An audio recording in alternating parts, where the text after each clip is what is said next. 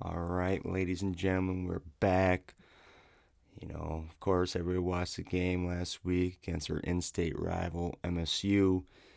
Melly Mel's first game, and they get the W at the Big House, 27-24.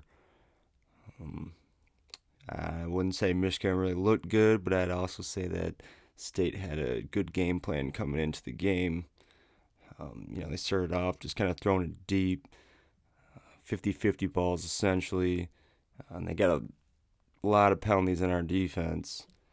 But, we're going to start seeing this a lot is just using Don Brown's aggressiveness against the. And it sucks. Like, the corners just. I wouldn't even really necessarily blame it on skill all the time. I'd have to say a little bit scheme. Just leave them on an island. And, after a few penalties or a few deep balls that are completed on you, you're kind of losing your confidence and, maybe even second guessing what he's calling. And Don Brown's just too stubborn to change, and it's just kind of mind blowing that, and like I say, hats off to State because Lombardi got rid of the ball real quick, kind of neutralized our defensive line, but it's tough to see. And when he, did drop back to pass and held the ball a little longer, I mean, he stood upright all game, and we just couldn't get any pressure on the guy. They pretty much just ran three routes the whole game and mass protection, which is a good game plan. So, and I'm not saying they overlooked Rutgers, but you knew they had that second game circled on that schedule, being like, this is the one we need to win, and overall, especially for Mel Tucker being your first year, it's a COVID year, that game matters. Losing to Rutgers doesn't really matter, for recruiting purposes and, you know, especially in state in Michigan, that was a big win for him. And, like I said, hats off to him. Um, but I'm still mind blown. I mean, we've seen it time and time again with Don Brown. Not make any adjustments and sucks. I'm pretty much at a loss for words for that. It took me a while to even build up the gumption to get on here and talk about this game because this one hurt. I mean, even state fans, I don't think they even the ones that I know didn't think they had a chance at all.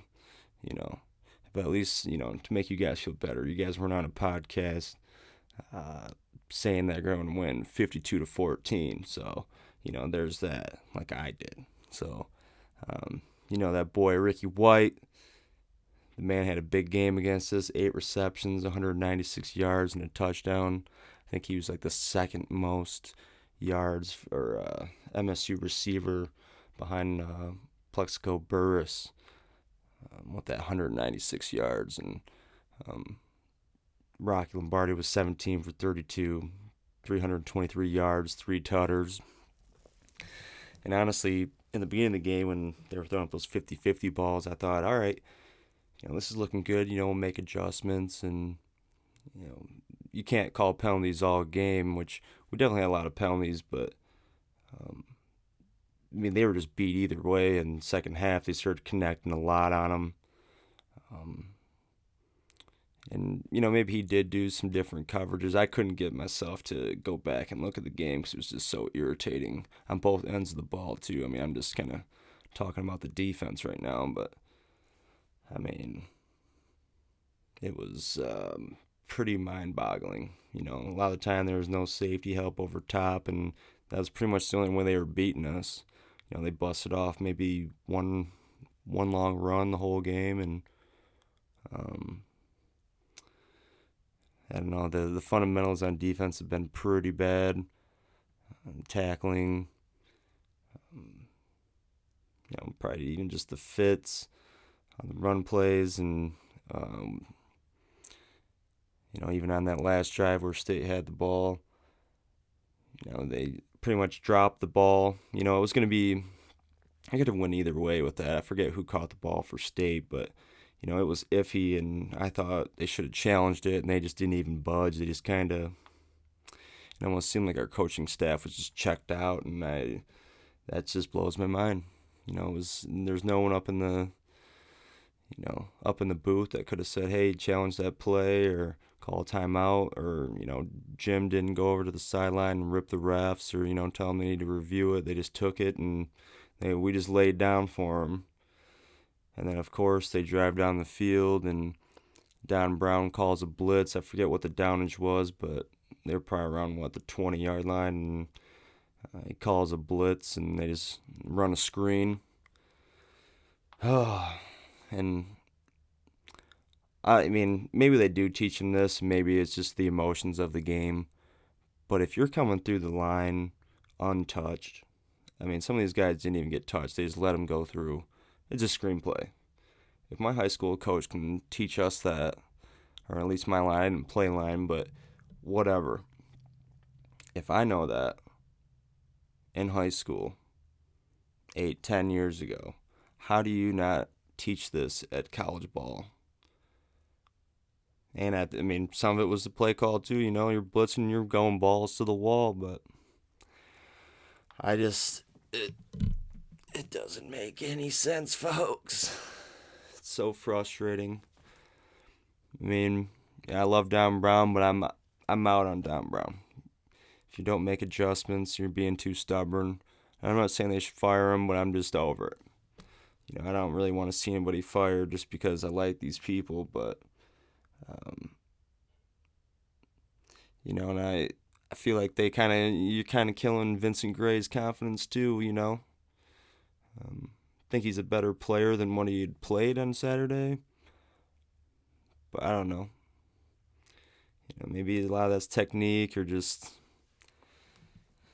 It's hard to play bump and run the entire game when you can't touch the receivers. I'd have to say one penalty was kind of tick-tacky, and I think they called a holding or something on it. It was an uncatchable ball. Most of the balls that were penalties were uncatchable balls, but that was the risk that they were willing to take with those 50-50 balls. They were just throwing them up, and maybe we could have put some two safeties over top, play some cover two or some two-man under, and we didn't do anything like that. Maybe you could have those safeties coming downhill and make a turnover.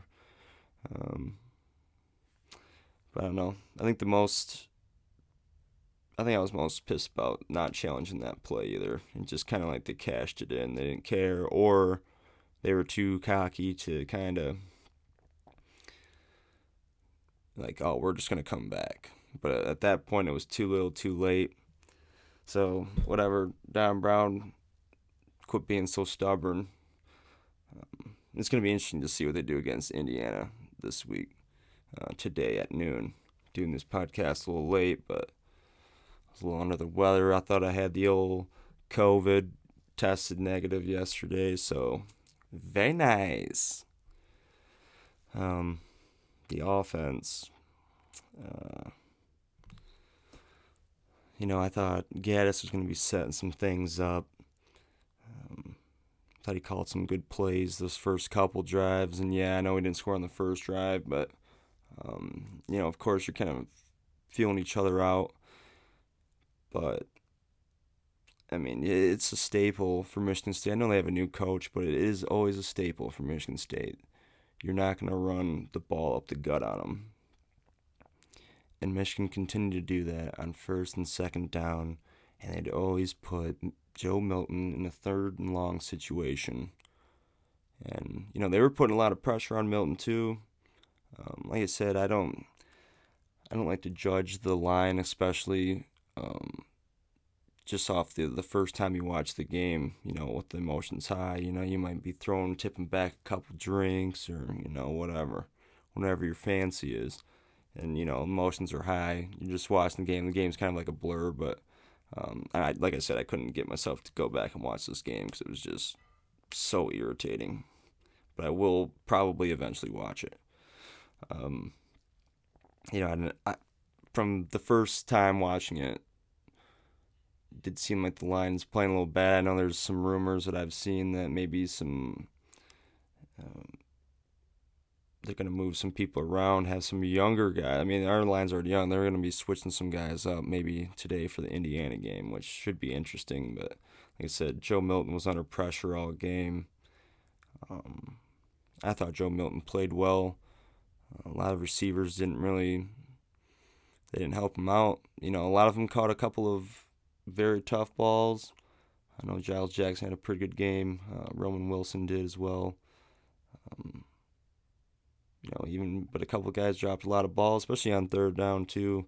They were third and longs, and because that's kind of what they were just putting Milton in. And I've been saying it since even like the first quarter, probably about halfway through. I think even before Corum scored on that little like kind of a sweep outside, was they need to run it outside. It's wide open. They just continued to run the ball up the gut. It was just like they didn't even run any play actions off it really, even on first down or anything. Like no deep balls. And that's part of the game now. You can't touch these receivers. You got to be pretty aggressive and use some speed. Or they didn't. Like I said, they should have just kept with the hot hands in Corum and Haskins. They barely played Corum. They would play Haskins quite a bit, and no offense to Charbonnet, but it was just like, he's a pretty downhill runner, doesn't really have the great speed to get outside, and they kept running him up the gut, and it was just like, it just wanted to feel like I was just bashing my head against a brick wall. No adjustments, no screen plays, no, just swing passes, nothing. And like Corum looks good. Before the season for Minnesota, it was like there's a lot of hype for him, but I really do think the hype is real, and I'm really excited for Blake Corum and Roman Wilson. Roman Wilson's looking real good. At least he's catching the ball. It would have just been nice to see them start running outside, break down the defense a little bit, getting them moving, and then you can run up the middle. Just something. But we just were very stale the whole game. But, it might have been different too if a lot of the receivers were to catch the ball. Woulda, coulda, shoulda. But hats off to Mel Tucker and the Spartans. They were geeked up. We had beaten the last 2 years. Pretty much beat the brakes off them last year. And, I tell you what, though, it was very weird seeing the big house with no fans. That had to have been weird for the players, too. No excuses, but, they just came out flat, too, and I don't know. And, maybe, like I said, I have to watch the tape again, but, like, Aiden Hutchinson on pass rush, he must have been a ghost for Halloween, because, we didn't really see him. He always does affect the run game, too, so it was give or take, and we had Cam McGrone out, ended up getting hurt, which I think he might be playing this week, but I don't know. How Jimbo kind of keeps injuries under wrap, but it didn't seem like it was too concerning, but who knows. Pay went out for a little bit. We were dropping like flies at one point in the game, but it's going to be part of the rivalry game, and it's going to be a chippy one. But anyway, moving on to Indiana, the Hoosiers are 2-0, 13th in the nation. Beat Penn State in overtime that first week. Then they beat Rutgers. Michael Penix Jr., he's a gamer. I haven't watched him a whole lot, but I watched him against Penn State there for a little bit before that Michigan game against Minnesota. And, he's a good athlete. And, we'll see what they do. See if this defense adjusts because, I don't know. I've just never seen a coaching staff so stubborn. It just doesn't even make sense when you're at that level to be that stubborn. And just aggressive. We're going to just see it time and time again. We're going to see Michigan be aggressive, and teams are just going to use it against us. And Indiana's probably going to set the blueprint for Ohio State. They normally do, but normally this game's like right before the Ohio State game, but we'll see. I'm sure Indiana's got some speed. I know they got a pretty good offense, and they got some emerging guys on the defensive end too. This last week was a hard pill to swallow, I tell you that.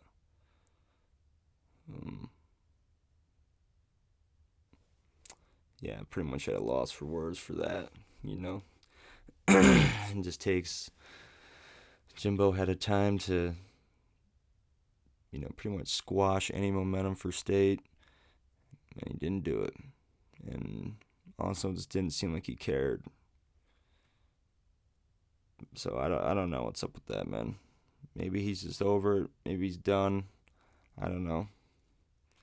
People say he's gonna go to the NFL. Some people say he's gonna go retire. Me personally, I think he just finishes out his contract and just sails into the wind on a boat and has time with his family. I know he's got a younger child. You know, maybe just wants to have some family time. I don't know. It's all speculation. We don't know until it happens, but I'll tell you what, it's a bummer. I mean, we've all been saying it for a while now. It's just he's got no fire no more, and it shows up on Saturdays, and it's a bummer. But whatever. I think Michigan's gonna bounce back this week. I am praying, please, Lord. Please don't let our coaching staff be so stubborn. And we're going to bounce back this week. Michigan wins against the Hoosiers, number 13th ranked. And I believe this is the only time they've been ranked higher than us in like forever. And Michigan's won 24 against them the last 24 games, I believe it was. And my prediction, it's not going to be as high as last week, folks. The confidence, we're coming from up here. We're going pretty much down here because I think there's a little bit of fire in these guys, especially the guys that are, have come back during this COVID season. We're bouncing back 24-17. So, let's not give up on these guys yet. I mean, I know it's a weird season, so that's why it matters, but it doesn't really matter. We care. I know some people now, especially after the state loss, would be like, oh, this isn't even a real season. It's not a real season. Well, I think it's a real season. You just got to take the punches and keep it rolling. So, 24-17, Indiana. We bounce back big. Oh, another positive, too. Just go to this. Joe Milton hasn't had a turnover yet either for a new quarterback. That's pretty impressive, especially after all the pressure that he was under last week against the Spartans. So yeah, give me your predictions, comments below, and I know it sucks, but let me know how you feel about this coaching staff and this team, or just how you felt in general against that loss against Melly Mel Tucker and the Spartans last week. But anyway, we got to bounce back here. Noon today, in about an hour and a half, we take the field again. And let's see what happens. Let's stop being so stubborn. Let's be explosive on offense. And let's get a W. And let's keep it rolling. Because if we win this game, against 13th ranked, that's pretty good. It's pretty good. Because what are we ranked 23 right now or 25th, somewhere down there? We probably don't even deserve to be ranked right now. Let's get that shit back on our shoulder and let's keep it rolling. So go blue. Like I said, let me see what hit that like button. You're a new person to the podcast. Hit that subscribe button with the like button. Double whammy. Leave a comment. Let me know you're here. Give out a go blue. Give out, you think Don Brown's got to go, or you like Don Brown, you want him to stay, go ahead. Tell me what's up in the comments. So anyway, go blue. Big game. Let's get back on the right track. So peace out, folks. Have a great Saturday. Bye-bye.